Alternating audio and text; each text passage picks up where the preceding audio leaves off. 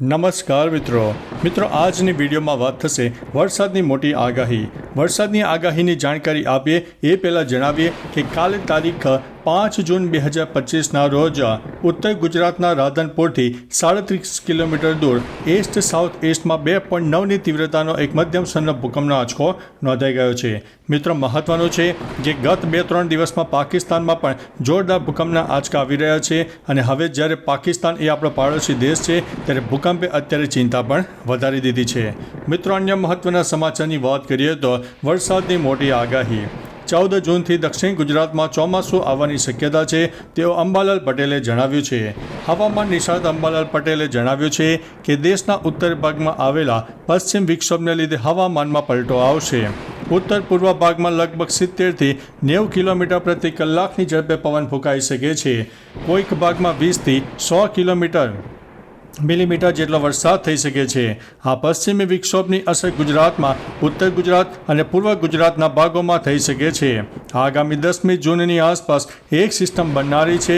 બંગાળના ઉપસાગર અને અરબ સાગરના ભેજને કારણે ગુજરાતમાં વરસાદ થવાની શક્યતા રહેલી છે.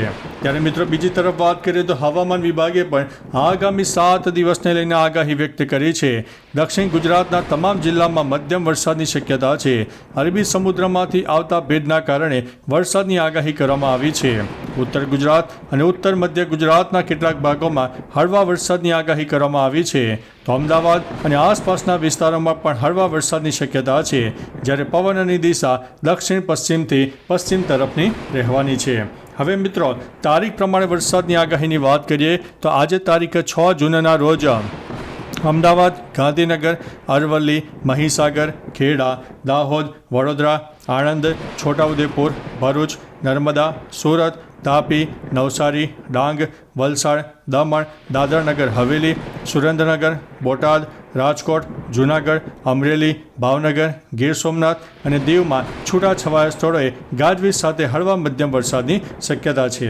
ત્યારે આવતીકાલે તારીખ 7 જૂનની વાત કરીએ તો અમદાવાદ, ખેડા, આણંદ, પંચમહાલ, વડોદરા, દાહોદ, છોટાઉદેપુર, નર્મદા, ભરૂચ, સુરત, તાપી, નવસારી, ડાંગ, વલસાડ, દમણ, દાદરા અને નગરમાં વરસાદની શક્યતા રહેલી છે.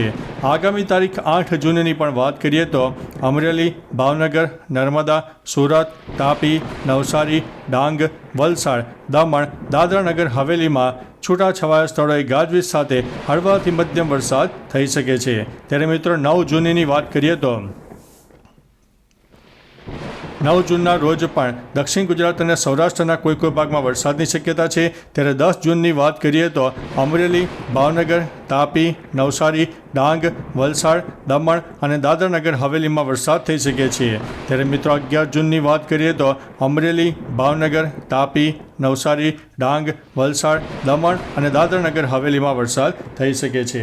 તો મિત્રો આ હતી વરસાદની આગાહી. આપણે ફરીથી લેટેસ્ટ ઇન્ફોર્મેશન સાથે મળતા રહીશું. ત્યાં સુધી અમને રજા આપશો.